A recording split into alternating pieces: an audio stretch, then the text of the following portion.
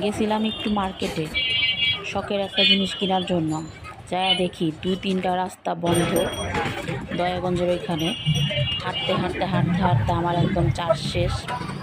যাই হোক, বহুত কষ্ট করে মার্কেট পর্যন্ত পৌঁছাইলাম। বাইরে গেছিলাম, বাচ্চাদের জন্য খাবার নিয়ে আসলাম, আর একটু মার্কেটেও গেছিলাম,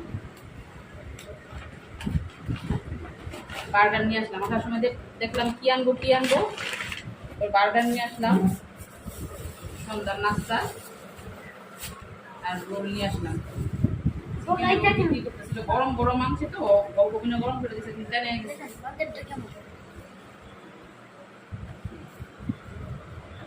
আর বাচ্চারা খাইতে ছিল, বার্গার খাইতে ছিল, বার্গার নিয়ে আসলাম ওদের জন্য।